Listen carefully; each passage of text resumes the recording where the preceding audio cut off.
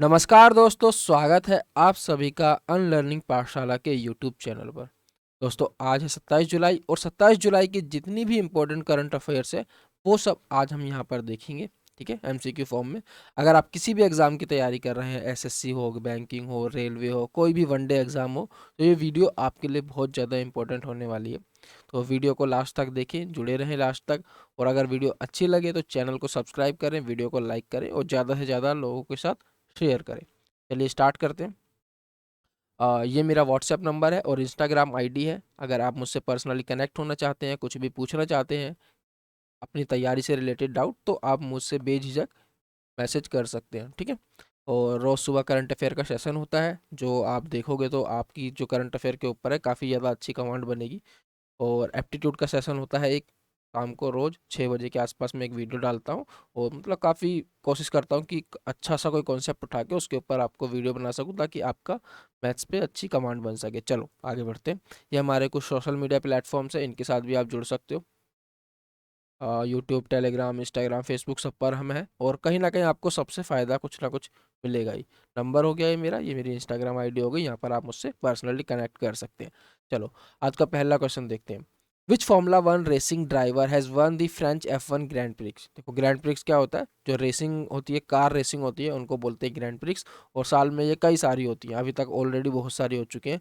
और इसके अंदर सबसे ज़्यादा नाम किसका चलता है? मैक्स वर्स्टेपन का। ठीक है, ये रेडबुल चलाते हैं, रेडबुल की गाड़ी चलाते हैं। इसके भी विनर कौन रहे हैं? फ्रेंच F1 ग्रैंड प्रिक्स के मैक्स वर्स्टेपन रहे।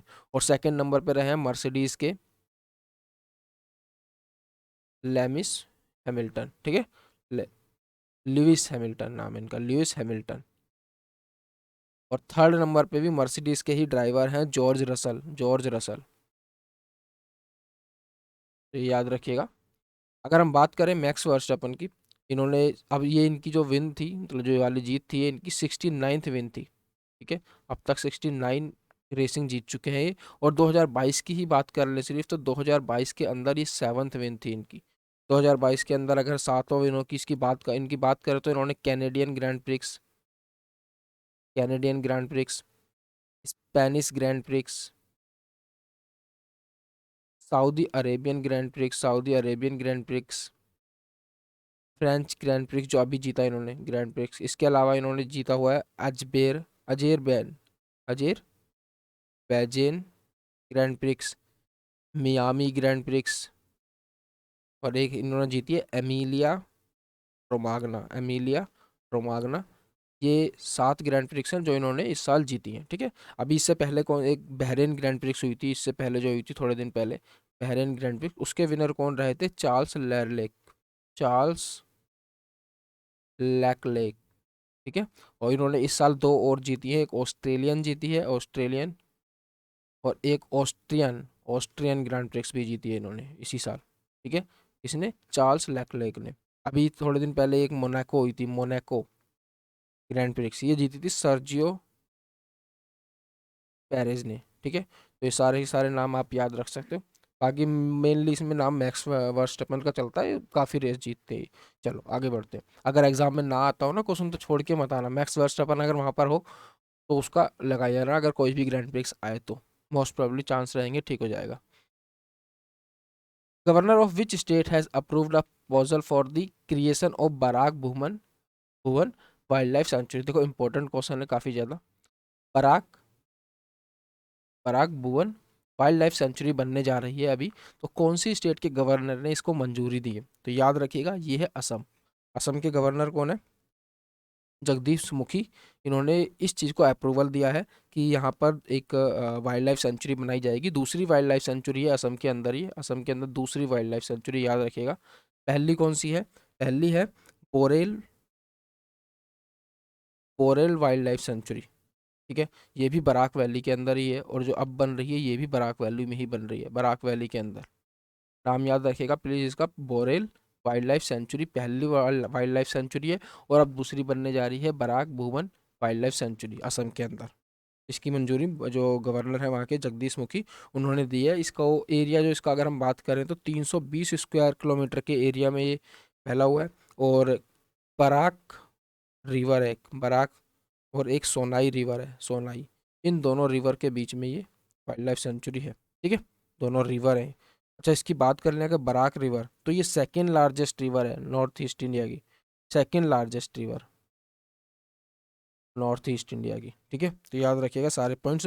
अगर यहाँ पे बात करें, यहाँ पे 550 से ज़्यादा स्पीसीज बर्ड्स की मिलती हैं, बर्ड्स की, और 100 से ज़्यादा मैमल्स, मैमल्स की स्पीसीज है यहाँ पर। किंग कोबरा नाम सुना होगा आपने, किंग कोबरा जो स्नेक होता है वो यहीं पर पाया जाता है। ठीक है, तो ये सारे पॉइंट्स इनसे रिलेटेड याद रखना। अच्छा, अभी कल की ही न्यूज़ है, 5 नए रामसर साइट्स ऐड हुए हैं। ठीक है, तो उनको पढ़ना एक बार, बाकी कल की क्लास में मैं डिस्कस करूंगा। 5 रामसर साइट्स ऐड हुए हैं, और उससे पहले जो 2 हुए थे, याद होंगे आपको, खिजाड़िया यूपी में हुआ था, तो उनको भी एक बार सब रिवाइज कर लेंगे। चलो आगे बढ़ते हैं। कौन सा एडिशन है Khelo India fencing women's league will start on 25 July at the Tal Katora indoor stadium, new Delhi. देखो, फेंसिंग क्या होता है? फेंसिंग एक गेम होती है, आप इसको बहुत कम लोगों को पता होगा। फेंसिंग एक गेम होती है जिसके अंदर तलवारबाजी आप कह सकते हो। एक पतली सी तलवार सी होती है, उससे लेकर के दूसरे अपने कॉम्पिटिटर के साथ लड़ना होता है। आपको अगर याद हो तो एक भवानी देवी हमारी एथलीट रही थी, भवानी देवी, इन्होंने काफ़ी अच्छा परफॉर्म किया था फेंसिंग के अंदर। 2020 के जो टोक्यो ओलंपिक्स हुए हैं, फेंसिंग के अंदर काफ़ी अच्छा इन्होंने परफॉर्म किया था। ओलंपियन थी, जीती नहीं थी, कोई मेडल नहीं लाई थी, लेकिन इन्होंने काफ़ी अच्छा परफॉर्म किया था। तो आपको याद होगा, ये एक तरीके से तलवारबाजी टाइप की होती है, एक बहुत पतली सी तलवार सी होती है वो। ठीक है, और आप पूरा कवच वगैरह पहन के उसको लड़ते हैं। तो ये फेंसिंग पहली बार, फर्स्ट है। ठीक है, पहली बार भारत के अंदर खेलो इंडिया फेंसिंग वुमेन्स लीग होने जा रही है, फेंसिंग की लीग होने जा रही है। ठीक है, और इसके अंदर 20 स्टेट से 300 से ज़्यादा वुमेन्स, 300 से ज़्यादा एथलीट्स जो है इसके अंदर पार्टिसिपेट करेंगे, अलग अलग कैटेगरीज के अंदर, अंडर 17, अंडर 19, सीनियर कैटेगरी, इन सब के अंदर। सीनियर कैटेगरी के अंदर भवानी भवानी देवी भी है। भवानी देवी, भवानी देवी कौन सी स्टेट को रिप्रेजेंट कर रही है यहाँ पे? तमिलनाडु को, याद रखना, तमिलनाडु। ये इंपॉर्टेंट हो जाता है काफ़ी, क्योंकि पहली बार हो रहा है ये फेंसिंग कंपटीशन, फेंसिंग लीग जो हो रही है पहली बार होने जा रही है। अच्छा, यहाँ पे और टॉप एथलीट्स की बात करें तो एक का नाम है श्रेया गुप्ता, जो किस कहाँ से है? जम्मू एंड कश्मीर से। एक है तनिष्का खत्री, तनिष्का खत्री, ये हरियाणा से। और हरियाणा की ही एक और है, शीतल दलाल, शीतल दलाल, ये भी हरियाणा से ही है। ठीक है, एक है वेदिका खुशी, वेदिका खुशी, ये है छत्तीसगढ़ से, छत्तीसगढ़ से। तो ये सारे नाम याद रखना, ये सारे के सारे इस गेम में मतलब टॉप के एथलीट्स हैं, सब इसके अंदर पार्टिसिपेट कर रहे हैं। चलो आगे बढ़ते हैं। एक नई कैटेगरी इंट्रोड्यूस की गई है, किसके लिए इंट्रोड्यूस की गई है? बीसीसीआई ने इसको इंट्रोड्यूस किया है क्रिकेट के अंदर। तो कौन सी, किसके लिए? मतलब बैट्समैन के लिए, कोचेस के लिए, एम्पायर्स के लिए, ग्राउंड स्टाफ्स के लिए, बॉलर्स के लिए, किसके लिए इस कैटेगरी को इंट्रोड्यूस किया गया है? तो याद रखना, इंपॉर्टेंट है, एम्पायर्स के लिए इस कैटेगरी को इंट्रोड्यूस किया गया है। मतलब जितने भी अच्छे और बहुत जिनको इस एक्सपीरियंस है इस फील्ड के अंदर कैटेगरी में, ठीक है, उनको A+ में रखा गया है। ठीक है, A+ कैटेगरी में। इसमें अभी इस टाइम 11 एम्पायर हैं, 11, और 4 इंटरनेशनल एम्पायर भी हैं इसके अंदर, 4 इंटरनेशनल। इसके अंदर अगर हम बात करें तो आपके जो नवदीप सिंह सिद्धू जो है, नवदीप सिंह सिद्धू, वो भी इसके अंदर रखे गए हैं, उनको भी इस कैटेगरी में रखा गया है। सिंह सिद्धू अच्छे से जानते होगे आप, कपिल शर्मा के शो में आते थे। ठीक है, और इसके अंदर नितिन मेनन, इनका भी आपने नाम सुना होगा, नितिन मेनन को भी रखा गया है इसके अंदर। अच्छा, इसके अलावा अगर बात करें, जो A कैटेगरी होती है, एक B कैटेगरी होती है, एक C कैटेगरी होती है, एक D कैटेगरी होती है। इस टाइम इसके अंदर 11 एम्पायर्स को रखा गया है। A कैटेगरी में इस टाइम 20 एम्पायर्स हैं, B कैटेगरी में 60 एम्पायर्स हैं, इसके अंदर C कैटेगरी में 46 और D कैटेगरी में 11 एम्पायर्स हैं। ठीक है, अगर हम बात करें जो इनकी A+ और A कैटेगरी के जो एम्पायर्स हैं, इनको 40,000 मिलती है मैच की फ़ीस। ठीक है, अगर एक फर्स्ट क्लास गेम है उसके अंदर 40,000 मिलती है। B और C कैटेगरीज जो है उनको 30,000 मिलती है फीस। ठीक है, एक मैच की। तो ये याद रखना कि A+ कैटेगरी जो है किसके लिए इंट्रोड्यूस किया गया है? इसको एम्पायर्स के लिए इंट्रोड्यूस किया गया है। अच्छा, अगर BCCI की बात कर लें, इसके प्रेसिडेंट कौन है इस टाइम पे? सर, इसके प्रेसिडेंट है सौरव गांगुली, सौरव गांगुली। और इसके सेक्रेटरी कौन है इस टाइम पे? सेक्रेटरी वो है जय शाह। तो अच्छे से पता होगा ये सब तो आपको, जय शाह। अच्छा, BCCI की शुरुआत कब की गई थी? ये की गई थी दिसंबर 1928 के अंदर, और इसका हेडक्वार्टर कहाँ पर है? मुंबई के अंदर है। तो ये सारे के सारे पॉइंट्स इनसे रिलेटेड स्टैटिक डाटा याद रखना, इंपॉर्टेंट है, एग्जाम में कई बार पूछ लिया जाता है। चलो आगे बढ़ते हैं। Which edition of the Jammu film festival will be held from 3 September. Jammu film festival होने जा रहा है 3 सितंबर 2022 से, तो हमें बताना है उसका कौन सा एडिशन है। तो याद रखना इसका सेकेंड एडिशन है। इससे पहले 2019 के अंदर जम्मू के अंदर जम्मू क्या है, इसकी विंटर कैपिटल होती है, याद रखना, ठीक है, विंटर कैपिटल होती है। इसके अंदर 2019 के अंदर इसका फर्स्ट एडिशन हुआ था, फर्स्ट एडिशन। और इस बार जम्मू फेस्टिवल, फिर जम्मू फिल्म फेस्टिवल का इस बार सेकंड एडिशन होने वाला है यहाँ पर। इसके अंदर 15 कंट्रीज से लगभग लगभग 15 प्रोजेक्ट होंगे। मतलब प्रोजेक्ट मतलब अलग अलग तरह की डॉक्यूमेंट्रीज होंगी, इसके अंदर फिल्म्स होंगी, शॉर्ट फिल्म होंगी। इन सबको 2 दिन का इवेंट रहेगा, इन सबको उस 2 दिन के इवेंट में स्क्रीन्स पर दिखाया जाएगा, ठीक है। तो ये पूरा फिल्म फेस्टिवल याद रखना है आपको। दूसरा सेशन होने वाला है जम्मू के अंदर इसका। चलो,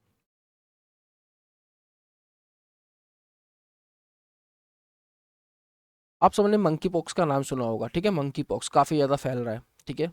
न्यूज़ वगैरह में थोड़ा बहुत कहीं ना कहीं सुना होगा मंकी पॉक्स, मंकी पॉक्स। तो WHO ने क्या किया है, इसको इमरजेंसी घोषित कर दिया है, ग्लोबल हेल्थ इमरजेंसी घोषित कर दिया है।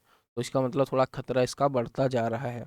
अगर हम इसकी बात करें तो 16,000 से ज़्यादा लोग 75 कंट्रीज़ में अभी तक इससे बीमार हो चुके हैं, और 5 लोगों की डेथ हो चुकी है टोटल, ठीक है। डेथ का रेट कम है, पर इतना मतलब फैलने वाली भी नहीं है जितनी उसकी तरह जैसा हमारा कोरोना फैला था, उतनी ज़्यादा फैलने वाली नहीं है, पर डर तो है ही, ठीक है। अगर WHO ने इसको ग्लोबल हेल्थ इमरजेंसी घोषित किया है तो थोड़ा डर तो है ही। और भारत के अंदर भी एक पहला केस मिल गया है, आपने सुना होगा। अभी तो परसों 2 या 3 दिन पहले भारत के अंदर ही पहला केस मिल गया, जबकि उसकी कोई बाहर से आने की कोई हिस्ट्री नहीं थी, वो बाहर नहीं गया, बस वो थोड़ा घूमने यूके, मतलब यूके के यहाँ पर उत्तराखंड की तरफ गया था, ठीक है। बस यही उसकी ट्रैवल हिस्ट्री है, वो बाहर बाहर से कहीं से नहीं आया, फिर भी उसको मंकी पॉक्स से वो बीमार हो गया, ठीक है। तो याद रखना कि मंकी पॉक्स काफ़ी फैलती जा रही है, थोड़ा इस चीज़ का ध्यान रखना है। और WHO ने इसको ग्लोबल हेल्थ इमरजेंसी घोषित कर दिया। तो हमें बताना है डायरेक्टर जनरल कौन है WHO के। तो सबको पता होगा, टेड्रोस एधानोम, ठीक है, टेड्रोस एधानोम है। और डेप्यूटी डायरेक्टर जनरल कौन है, वो है सौम्या स्वामीनाथन, जो इंडिया से ही है, सौम्या स्वामीनाथन, ये इंडिया से ही है, इंडिया से। और इसकी मेंबर कंट्रीज पता है कितनी है, मेंबर कंट्रीज है इसकी 194 WHO की, ठीक है। और इसकी अगर हम बात करें तो जेनेवा स्विट्जरलैंड के अंदर इसका हेडक्वार्टर है, जेनेवा स्विट्जरलैंड। और इसकी शुरुआत कब हुई थी, 1948 में इसकी शुरुआत हुई थी WHO की। तो इस सारे के सारे स्टैटिक पॉइंट्स इनसे रिलेटेड आपको याद रखने, ठीक है। अभी इनकी सेकंड मीटिंग हुई थी, सेकंड मीटिंग इस वायरस के ऊपर, उसके अंदर इसको डिक्लेयर किया गया है ग्लोबल हेल्थ इमरजेंसी। चलो, A maritime partnership exercise was conducted between Maritime Self-Defense Force and Indian Navy in July 2022 in Andaman Sea। अभी एक एक्सरसाइज हुई है मैरीटाइम पार्टनरशिप एक्सरसाइज। तो ये कौन सी कंट्री की मैरीटाइम सेल्फ डिफेंस फोर्स और भारतीय नेवी इनके बीच में हुई है? तो याद रखना है, ये हुई है जापान, ठीक है। जापान की मैरीटाइम सेल्फ डिफेंस फोर्स और इंडियन नेवी के बीच में ये एक्सरसाइज कंडक्ट करी गई है अभी अंडमान सी के अंदर, ठीक है।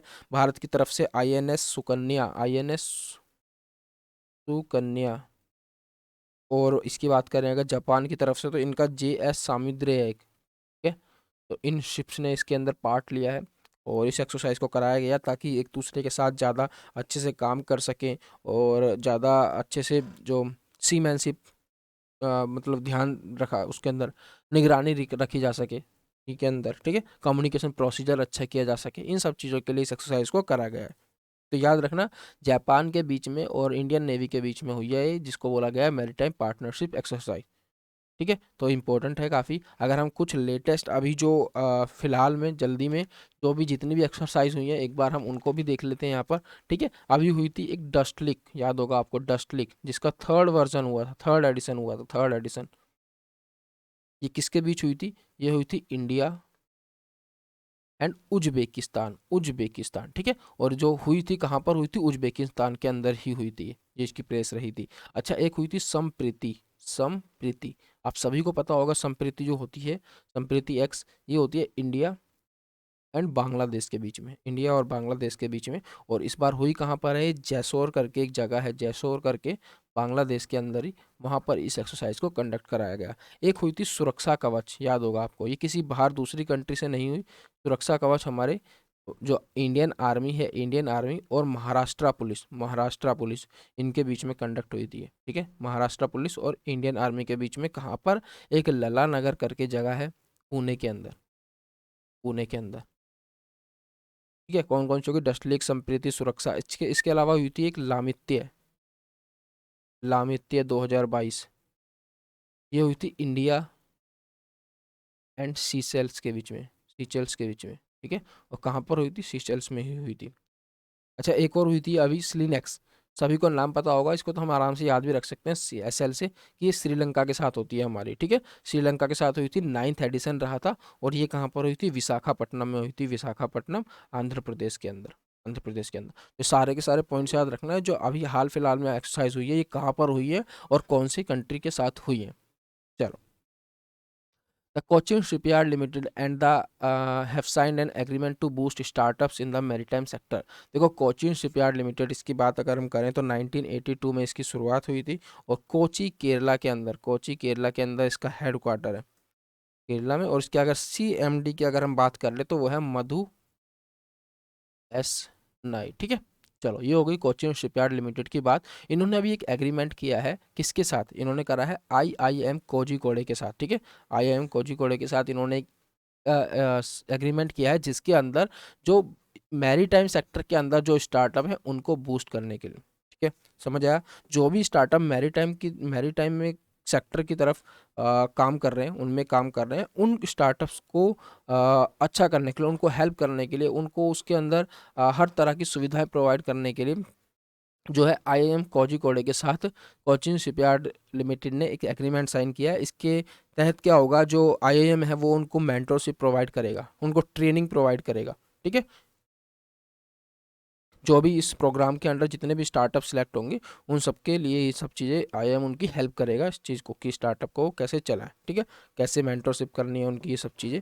और जो इसके अंदर स्टार्टअप सिलेक्ट होंगे, उनको मतलब उनका मेन काम यही होगा कि कैसे वो अपने प्रोडक्ट को इनोवेट कर रहे हैं, कैसे प्रोडक्ट्स को इम्प्रूव कर रहे हैं, सर्विसेज को बेहतर बना रहे हैं, और कैसे वो उनका जो बिजनेस है मॉडल, बिजनेस मॉडल उनका किस तरह से, उनके बिजनेस मॉडल में पोटेंशियल है कि वो आने वाले टाइम में एम्प्लॉयमेंट जनरेट करेगा और वेल्थ क्रिएट करेगा, ठीक है। तो ये सारी चीज़ें देखने के लिए देखी जाएंगी, और IIM कोझिकोडे जो है उन स्टार्टअप्स की इसमें हेल्प करने वाला है, ठीक है। तो याद रखना, किसने, कोचिन शिपयार्ड लिमिटेड ने एग्रीमेंट किया है IIM कोझिकोडे के साथ मैरीटाइम सेक्टर के अंदर स्टार्टअप्स को बूस्ट देने के लिए। चलो, आगे बढ़ते हैं।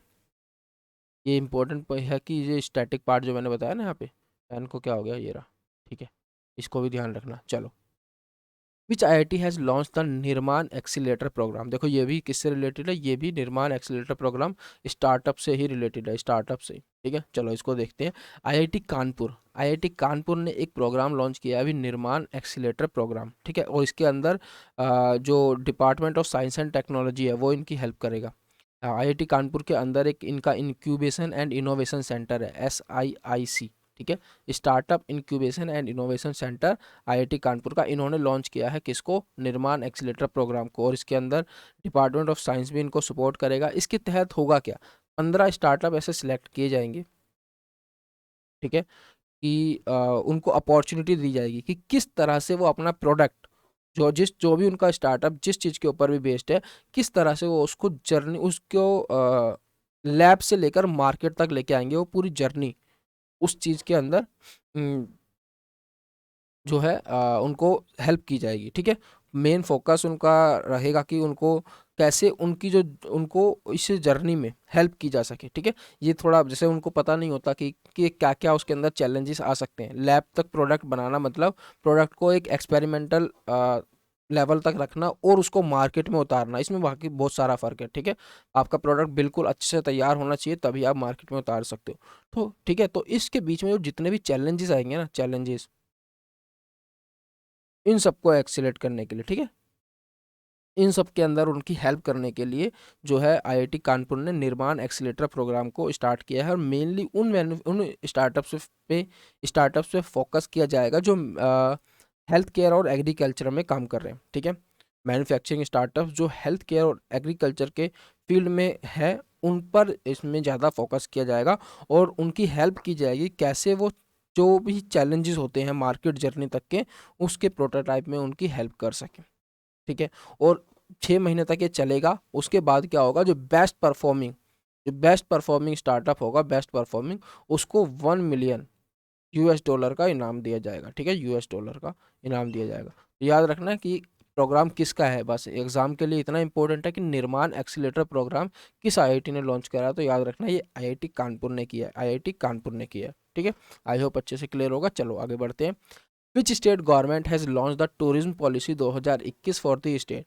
कौन सी स्टेट गवर्नमेंट है जिसने उसने अपने स्टेट के लिए टूरिज्म पॉलिसी 2021 लॉन्च की है? ठीक है, इसके तहत क्या है कि जो स्टेट के अंदर टूरिज्म सेक्टर है उसको सुधारने के लिए, उसको दोबारा से रिवाइव करने के लिए, रिन्यू करने के लिए, इस चीज़ को, ये मेन ऑब्जेक्टिव रहा है इस पॉलिसी को लॉन्च करने का। और ये किसने लॉन्च की है? झारखंड के सीएम ने लॉन्च की है। ठीक है, झारखंड के सीएम कौन है? हेमंत सोरेन, हेमंत सोरेन, हेमंत सोरेन। और यहाँ की रांची कैपिटल है, रांची कैपिटल है। और रमेश बाइस, ये यहाँ के गवर्नर है। तो इन्होंने टूरिज्म पॉलिसी 2021 को स्टार्ट किया ताकि वहाँ के टूरिज्म सेक्टर को बेहतर बनाया जा सके, और वर्ल्ड, संसार कैसे, किस तरह से इस झारखंड स्टेट को देख रहा है, उनकी डायमेंशंस, उनकी पर्सपेक्टिव, इन सबको बेहतर बनाया जा सके, वो अलग तरीके से झारखंड को देखे। ठीक है, और इस चीज़ के लिए जो इस सेक्टर के अंदर इन्वेस्टमेंट करने वाले हैं, अगले 5 साल तक उनको 75% तक की छूट दी जाएगी जीएसटी के ऊपर, ये सरकार ने बोला है। ठीक है, जो भी ऐसे इन्वेस्टर्स हैं जो स्टेट टूरिज्म सेक्टर के ऊपर इन्वेस्टमेंट करेंगे, तो उनको 5 साल तक के लिए 75% तक जो उनका रीइम्बर्समेंट उनको कर दिया जाएगा। ठीक है, तो ये सारे पॉइंट्स याद रखना कि टूरिज्म पॉलिसी 2021 किसने स्टार्ट करी? झारखंड ने स्टार्ट करी है। तो ये इस तरह से याद रखना। निर्माण एक्सीलेटर प्रोग्राम आईआईटी कानपुर ने किया है। और मैरीटाइम सेक्टर के में स्टार्टअप को बूस्ट देने के लिए कोचिन शिपयार्ड लिमिटेड और आईएम कोझिकोड एक साथ आए हैं। ठीक है, और इस तरह से सारे के सारे याद रख लेना जो ही मैंने बताया, इंपॉर्टेंट है। ठीक है, और जो स्टैटिक डाटा बताया वो भी याद रखोगे तो अच्छा रहेगा, फ़ायदा रहेगा। चलो, ये तो कल का ही आ गया। ठीक है, तो कल हमने डिस्कस किया था। ठीक है, हाँ, ये सब हम डिस्कस कर चुके हैं। चलो, तो ये हमारे सोशल मीडिया प्लेटफॉर्म्स हैं, इनके साथ आप जुड़ सकते हैं, कुछ ना कुछ आपको फ़ायदा होगा। मुझसे पर्सनली कनेक्ट कर सकते हैं आप रविपाल209993 पे, और ये कॉन्टैक्ट नंबर है, इस पर व्हाट्सअप कर सकते हैं। तो दोस्तों, अगर वीडियो अच्छी लगी हो तो वीडियो को लाइक करना, कमेंट करना, और चैनल को अगर अभी तक सब्सक्राइब नहीं करा है, चैनल को सब्सक्राइब भी करना। रोज़ शाम को एक एप्टीट्यूड का सेशन भी होता है, उसके अंदर भी मैं कोशिश करता हूँ कि एक अच्छे सा कोई टॉपिक लेके उसके आपके कॉन्सेप्ट क्लियर कर सकूँ, ताकि आपके जो मैथ्स के अंदर जो डाउट रहते हैं, मैथ्स के अंदर भी अगर आप पूछ सकते हो मुझसे, कोई भी अगर आपको डाउट आता है मैथ्स में भी, तो आप मुझसे पूछ सकते हो इस नंबर पर और इस या इंस्टाग्राम आईडी पे। ठीक है, तो मैथ्स के भी जो आपके डाउट्स हैं उन सबको मैं क्लियर कर सकूं, और एक सेशन भी लेता हूं, तो आप देखोगे तो आपको काफ़ी फ़ायदा रहेगा उससे भी। चलो, बाकी मिलते हैं आपसे कल सुबह की क्लास में। कल सुबह 6 बजे की करंट अफेयर से फिर से जुड़ते हैं। धन्यवाद दोस्तों, जय हिंद।